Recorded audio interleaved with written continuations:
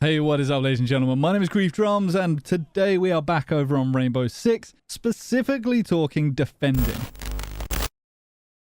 So it's been a minute since I've done a video like this. I've taken a bit of a break, and I've broadened the channel out a little bit to, rather than just Rainbow Six, a few other bits and bobs. I've been putting Escape from Tarkov up, and I've also been playing a Scum single-player series, and I'm going to be putting even more different variety content onto the channel because I'm really enjoying playing a variety of different games. Now I'm going to try and keep it fairly FPS as much as I possibly can, but nevertheless Rainbow Six is still going to very much be a part of that.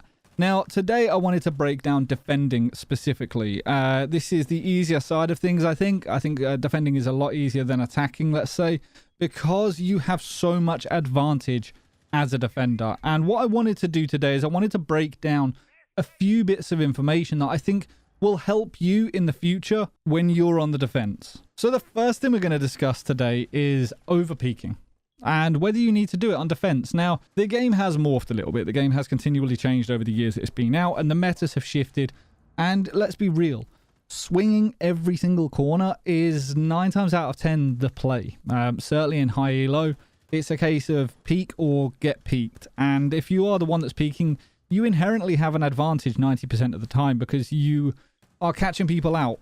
But as a defender, you don't always need to peek. And what I mean by this is by the fact that the attackers have to come to you. If you're on defense, the attackers have to get to you. They have to make the objective and they have to do everything. You have time on your side. So if you don't need to peek something, you don't have to. If you can find a really tight angle to take the shot, then go for it. But you don't have to wide swing every single corner. You don't feel that you have to go on the attack as a defender, because quite frankly, you don't. That's their job. That is the attacker's job. They have to push through the building. And as a defender, it's better to just sort of be a barrier. And with that, I want to talk about sort of the next item on the list, which is denying ground. Now, when it comes to denying ground, what I mean is that you don't need to kill anyone. You just literally need to waste the attacker's time. And the best way to do that is to deny them areas of the map that they would normally try and push into. You want to be able to take out drones. You want to make them waste utility. If you can just waste their time to push through the map to areas of the map that they want and potentially need to be in order to get into the site, then even better. Now, a perfect example of this is going to be Bedroom on Villa. We have seen it inside of the Pro League where if you are playing Statue Trophy, the Bedroom is extremely important to hold to try and get through the main wall and to make a decent push through into the statue.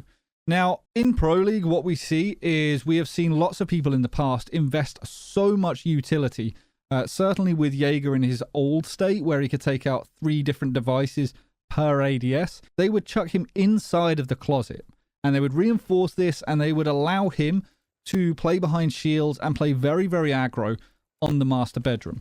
Now, in this particular instance, he is playing his life.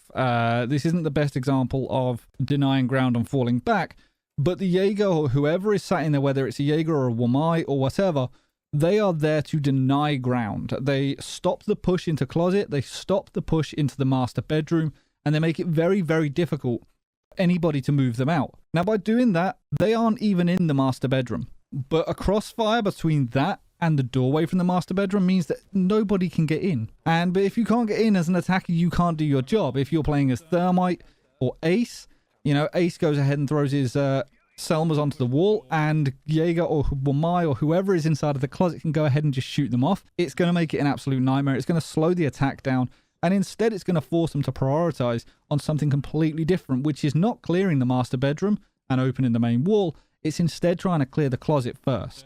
You're going to burn a lot of utility for people trying to get you out of there, and as a result, it makes it very, very difficult to attack. Now, another way to look at this will be to sit inside of Aviator. If you are sat inside of the Aviator site and you are protecting Statue and Trophy, you can actually utilize some reinforcements over there rather than just putting them all in the one room, in the one objective site. By moving further out and investing utility such as barbed wires, ADSs, Mozzie pests, mute jammers, anything like that, you can then stop anybody pushing through from the study side. The last thing you want as an attacker really is to be in amongst loads of different defenders. If you've pushed down 90 and come across through towards the landing area, you are then going to be pinched out by 2 separate defenders if you aren't careful and if you haven't got the relevant map control. Now, when I'm talking about map control, this is another thing that comes into the denying of ground. You want to retain as much as possible, but you don't want to be scared to give ground up.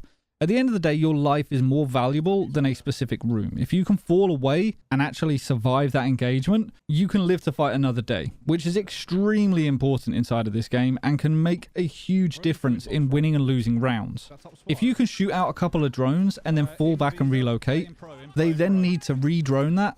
They're probably going to use more flashbangs and more utility, and you're not even there. Now, time and time again, I've seen this inside of things like the Pro League where, you know, teams will shoot out a drone. They will fall back to the next door, and then they will wait, and the team will drone out that room that they were just in. They will say, no, he's not there anymore. They'll drone the next door, and he will shoot that drone out, and it's gone. And then they have to do that, and there is this continual sort of cat and mouse game where you are constantly falling back. But if you can catch them far enough outside of the objective site, then you've got a lot of space to play with. The biggest thing is making sure that as you start falling backwards, that you have the room to play with. If you're falling back out of Aviator, the last thing you want is someone coming up the red stairs and catching you out. So knowing when to do this can be a bit tricky. Now, the final thing I wanted to discuss today was the map setup. And what I say by that is very often people will talk about site setup. They will say, you know, we need to rig the site a certain way. We need to put in rotate holes and do all of this kind of stuff so that the site is playable. And that's great, but 90% of the time, it's not just the site you need to do setup on. If you actually start breaking it down and looking at the game as a whole, it's actually more map setup you need to do. Now, I don't know if you remember this, but way back when on Consulate, one of the Pro League teams took a castle. And what they did is they opened up so much of the middle floor, all these like weird rotates and stuff like that, into areas of the map that you normally wouldn't be able to get to as a defender. If you were inside of the bathroom, for example, there's only one way out of there.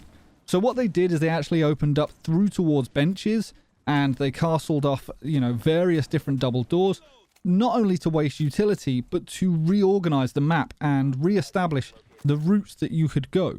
Now, if you're a defender and you know all these different ways, the attackers have to figure it out on the fly. Now, if you're defending the basement and you can retain all of that control above, and you can keep like disappearing and reappearing almost like a bit of a rat, it will certainly keep the attackers on their toes. If they see you disappear into the bathroom and they say there's no way out for him, and little do they know you've actually just got a rotate that you can jump through or something like that, it can make a big difference. So this kind of leads back to the defending of Trophy Statue on Villa, for example.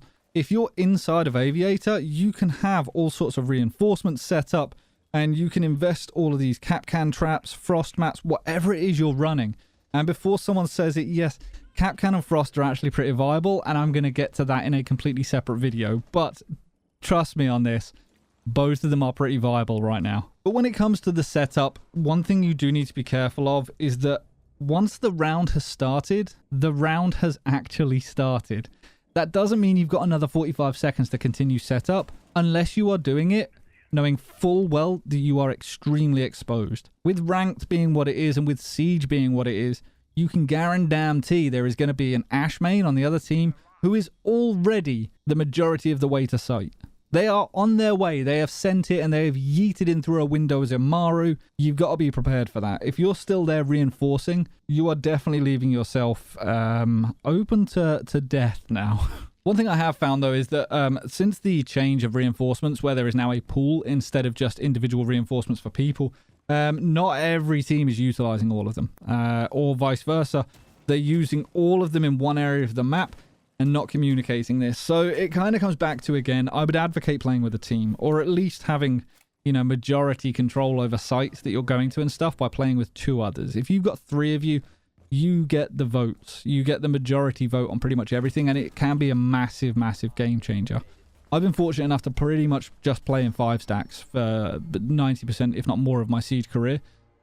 So I do feel sorry for those of you that have to solo queue. I mean, God, I can think of nothing worse, personally. You know, I mean, there's a lot of really, really talented people out there that continue to rank up, but you have to play the game so differently, and I find that that's something that has made it very difficult for me to make videos, because a lot of people out there are saying, you know, well, what about this? And I think, well, I've never experienced that, and I've never experienced that because I've been fortunate enough to play in these 5 stacks and know that, you know, if I need 2 more reinforcements or 3 more reinforcements, I can say, listen, can I use these 3 over here? And people will go, yeah, sure. You know, that means we're not going to have them here, here, and here, but we can account for that. Anyway, nevertheless, hopefully some of the things in here give you some food for thought. Don't just reinforce the site and put a rotate on site and think that's job done. If you can invest your utility further out and utilize that to then slowly fall back to site and deny that ground, I would strongly advocate you doing it. But that's pretty much all I wanted to discuss today, rather than, you know, the typical siege thing of it being everyone dead in 2 minutes and 30 seconds left on the game. I'm kind of trying to encourage people to play a little bit differently, or at least that's my hope anyway. As I say, hopefully there's something in there that you can take away from this. Hopefully you enjoyed the video, and until next time, ladies and gentlemen, stay reckless and relentless.